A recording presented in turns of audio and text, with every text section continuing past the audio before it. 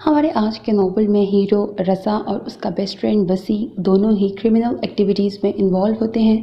Actually में दोनों ही qualified हैं, बट स्टिल बेरोज़गारी की वजह से दोनों गैर कानूनी कामों में मुलविस होते हैं, अपने हालात से मजबूर होकर। हीरो अपने ग्रुप के साथ जिस घर में चोरी की गर्ज से जाता है, वहाँ हीरोइन लाला रुख से उसका टकराव होता है। हीरोइन के पेरेंट्स की डेथ के बाद वो अपने अंकल के घर रहती है, जहाँ उसके साथ बहुत बुरा सलूक किया जाता है। अब हीरो क्योंकि अपने पूरे गैंग के साथ वहाँ चोरी की गर्ज से जाता है जेवरात वगैरह चोरी करने के लिए, तो उसी के ग्रुप में एक विलन भी होता है जो कि बहुत ही बुरा होता है। तो वो चोरी के साथ साथ वो हीरोइन के साथ भी बुरा करने की कोशिश करता है, या वो चाहता है कि वो उसके साथ भी बुरा करे, जबकि हीरो ऐसा बिल्कुल नहीं चाहता।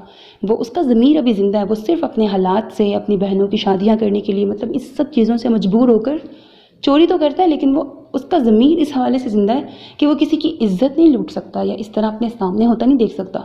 तो यूँ वो उसको विलन को रोकता है हीरो, और यूँ इन दोनों की काफ़ी लड़ाई हो जाती है, और फिर विलन भी इससे बदला लेने के बारे में सोचता है। इस तरह से ये इनके साइड की स्टोरी है। अब बहरहाल हीरो जो है वो हीरोइन को बचा लेता है, और जब वो लोग घर आ जाते हैं वो चोरी सिर्फ करने के बाद, तो हीरो को ना हर रात को हीरोइन का चेहरा, हीरोइन की आंखें उसके दिमाग में बार बार आती हैं। ऐसे लगता है उसे जैसे हीरोइन मुश्किल में है, उसे उसकी मदद की ज़रूरत है।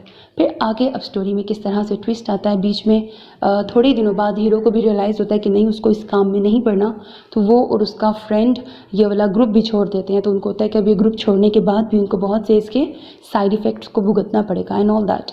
इस तरह की स्टोरी चलती है। हैप्पी एंडिंग है नॉवल की। उम्मीद है आपको पसंद आएगा।